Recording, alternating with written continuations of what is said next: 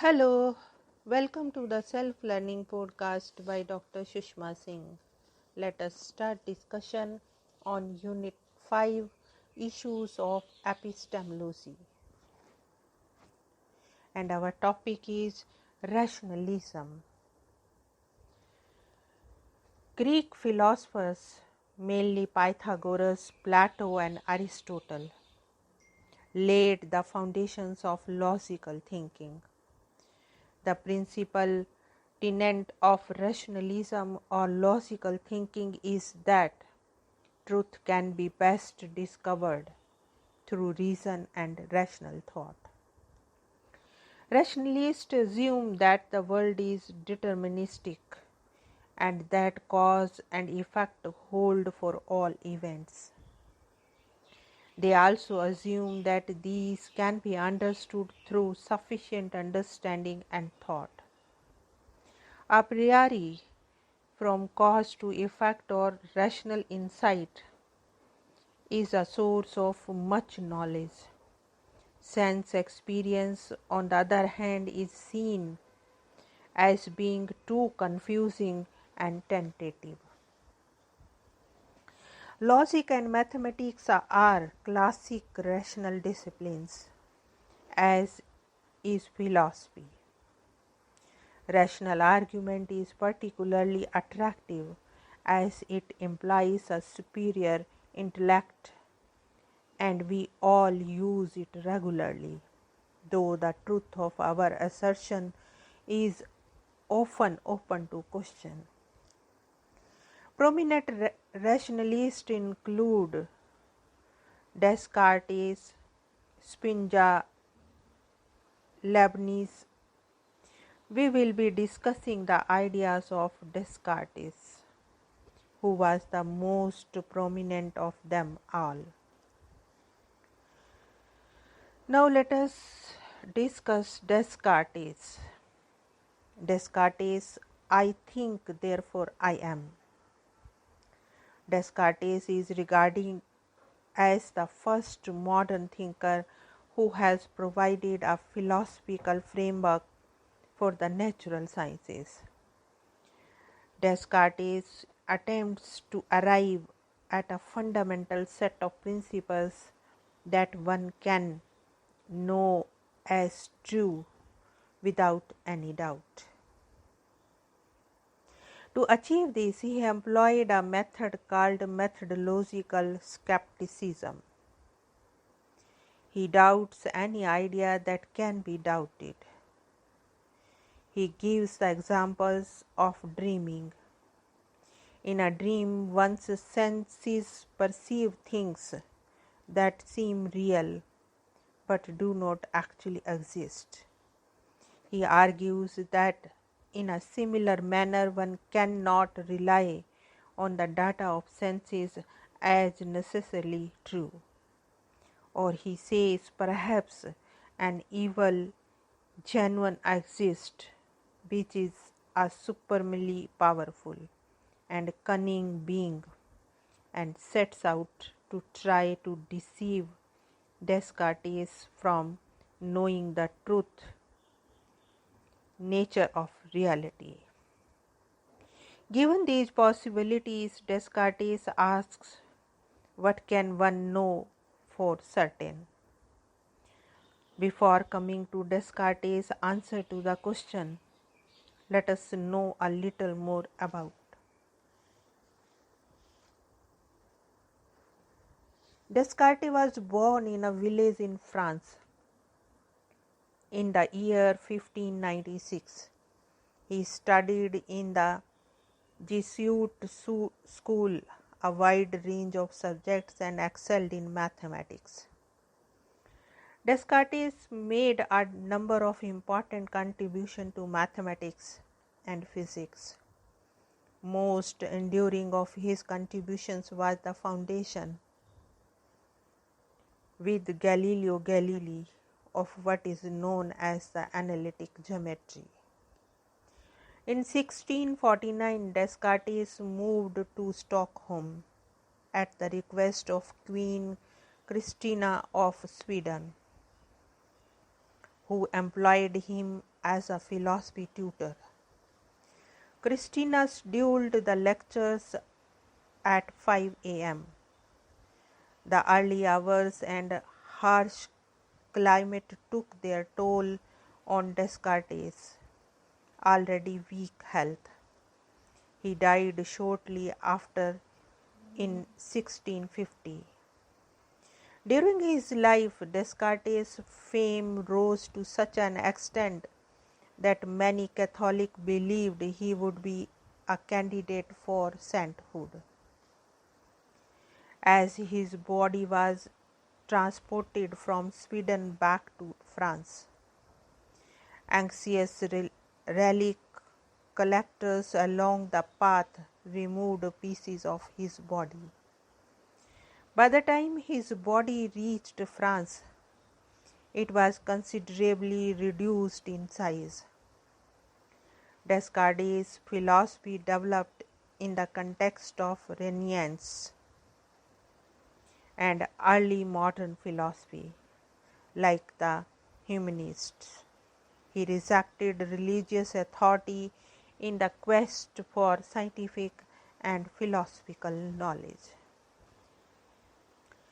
Mathematician considers Descartes of the utmost importance for his discovery of analytic geometry.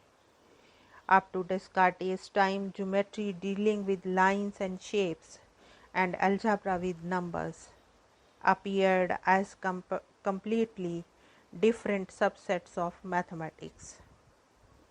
Descartes showed how to translate all problems in geometry into problems in algebra by regarding them as questions asking for the length of a line segment and using a coordinate system to describe the problem. Descartes' theory provided the basis for the calculus of Newton and Leibniz, and in this manner, for much of modern mathematics, this appears even more astounding when one keeps in mind that the work was just meant as an example to Discours de la méthode. Descartes' methodology of pure reason and separation of mind and body was a problem which continue to haunt methodologies of the social sciences. In fact, Kant questioned this basic dualism in his book, Critique of Pure Reason. Though Kant attempted to remove the dualism, he could not fully escape it. We will discuss this issue in this section on idealism. Here we proceed with another aspect of Descartes' contributions. It deals with his quest for ways of obtaining scientific and philosophical knowledge. To come back to the question, what can one know for certain? Let us now look at what Descartes has to say. Initially, Descartes arrives at only a single principle, that is, if I am being deceived, then surely I must exist. Most famously, this is known as the cogito ergo sum. I think, therefore I am. In this manner, Descartes concludes that he can be certain that he exists. But in what form? You perceive your body through the use of the senses. However, in Descartes' logic, these have previously proven unreliable. So Descartes proposes that at this point he would only say that he is a thinking thing. Thinking is his essence, as it is the only thing about him that could not be doubted. To further demonstrate the limitations of senses, Descartes proceeds with what is known as the wax argument.